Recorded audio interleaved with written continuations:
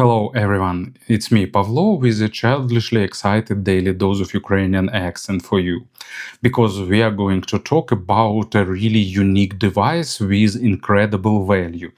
It's FiiO's new desktop amplifier named Gigas One. I was a bit skeptical when they announced this device and mentioned that it's just a pure amplifier without built-in DEC. But then I started reading technical specifications and feature description, and I was excited. It's a device that uses both op amps and transistors. It delivers up to 4,600 milliwatts per channel, which is absolutely outstanding amounts of power. But it costs only $50. So the combination of factors that made me really excited. And after trying it for about a week, I'm absolutely astonished by the amount of value it delivers. So let's have a closer look. Box is pretty minimalistic but well made. It's a thick cardboard with product image on the front, and traditionally for FiiO not much information on the sides. They don't print technical specifications or stuff like that. And let's go inside, see what we are getting here. And actually it's bare minimum device itself and USB type A, oh no, even not type A, type C to type C cable. So accessory set is small, but I think it's something to expect in this price range. Design is simple, but at the same time it's really nice looking and really convenient. It's just an amplifier, and FiiO dedicated its shape to this purpose. It's created to be put somewhere on your table and do it work without any issues. Despite the low price, FiiO didn't cut here any corners. It's made of metal. You can select between silver and black versions. They decided to use this absolutely rectangular minimalistic shape with a bit sharp edges, but it suits the purpose and design of the device pretty well. It feels nice and solid in hand. It's not super heavy, but it has a nice pleasant weight of gadget made of metal. On the bottom it has rubber feet that provides nice grip with table. And on top we have a really nice smooth knob. It's really pleasant to rotate it, and it's easy to find the proper volume that will suit you. And we have all outputs on the front and inputs on the back. So let's start with inputs. First one and most important, it's power input. It's a regular USB Type-C, and the power supply unit is not supplied here. So you'll need to use your own power brick, or you can use your computer or laptop or some other source.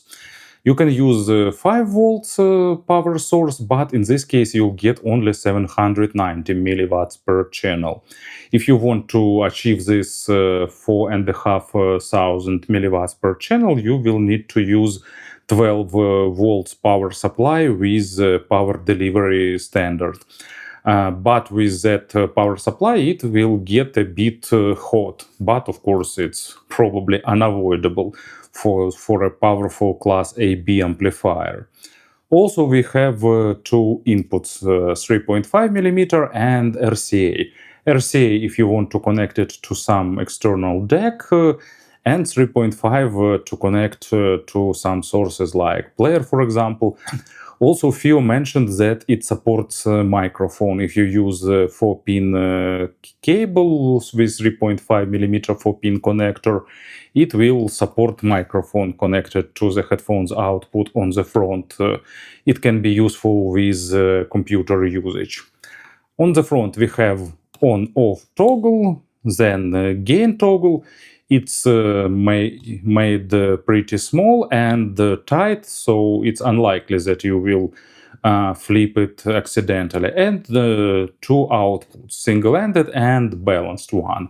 So everything is pretty simple. You connect it to some deck, you connect your headphones, power source, you turn it on, and it works.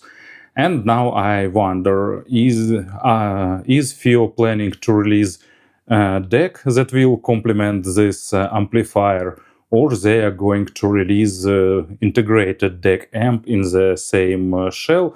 Because I'd really like to get some deck that will stand nearby of this device, and also a power supply for it would be also really nice. I enjoy building small stacks, but even without it, really well-looking device with great controls. For this amplifier, FiiO used a pretty effective schema. It's a combination of op-amps and transistors that creates a class AB amplifier with a really high power for headphones, of course. Transistors used inside of Gigas 1 are created to work with voltages up to 100 volts. So here they are working on a really comfortable voltage for them, providing a really good transparent amplification. So basically Gigas 1 doesn't have its own sound. And when we talking about the sound of this amplifier, it's none. It's transparent, it's just getting what it got from source and adding more power. So we can speak only about the effects that we are getting. And that effects will be different for different headphones, of course. Here I'm using Sandy Audio Apollo Pro. It's 93 decibels in sensitivity and 27 ohms. Not super power hungry headphones, but slightly on a hungrier side of things. I did a bunch of A/B comparisons with FiiO M23 directly and the FiiO M23 with Gigas 1. So it's definitely adding more control, more authority, improves texturing and overall control. What we are getting with this all?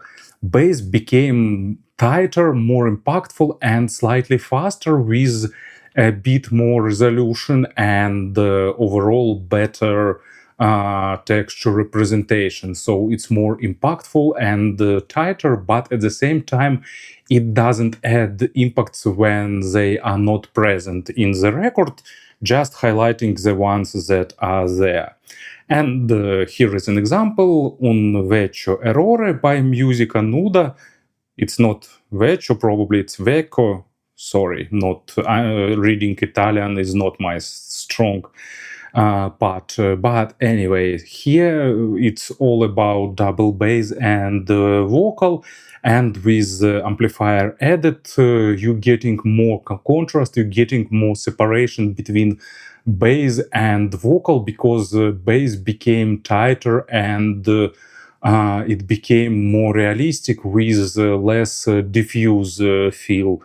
And the vocal became more forward, but in terms of mids, it's improving staging a little bit with these headphones. Not by much, it's not night and day difference, but at the same time, it's audible.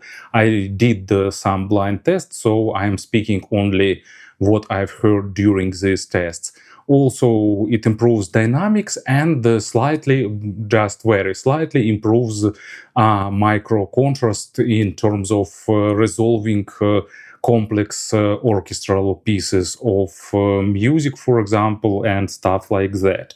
And as an example, I've got The Great Gig in the Sky by Pink Floyd. You know why this track is here. It's all about that great vocal performance and improved stage and vocal pushed even more forward, giving you more immersion into this record. It's exactly what you want for such track. And the high frequencies, it doesn't improve extension, but it improves layering a little bit because of better control and overall representation of the overtones.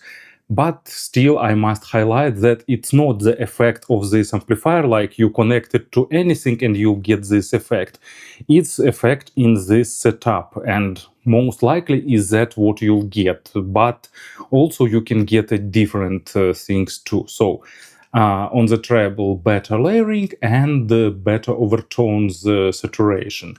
And example for the high frequencies, it's Driven to Tears by Sting.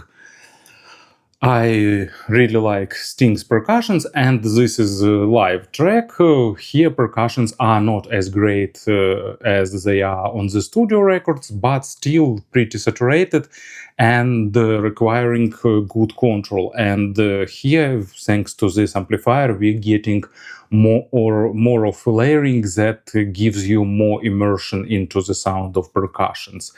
And also, surprisingly, it drives these headphones on the low gain effortlessly overall. Forgot to mention this at the beginning of this section. In terms of pairings, Gigas 1 is pretty versatile. It has surprisingly low background noise, but please hear me out. It's the device you need only if you have some tough to drive headphones. It's a powerful amplifier, and it's not the most convenient thing to use with some sensitive IEMs or sensitive full-size headphones. It's getting loud really quick, and it's not created for such scenarios. It won't give you any positive effect here. You need it if you have some high impedance dynamic headphones, some tough to drive planars, and here it's where it shines. And actually, it's a great device for audiophile on a tight budget. You know, I was a bit skeptical in terms of price, like what you can expect for $50 here. Especially with some high-end headphones, but in my opinion, actually it works really great with expensive planars. You can add some affordable deck to it and got a really good setup because it's really nice and transparent and with a good amplification, with low distortion and great control.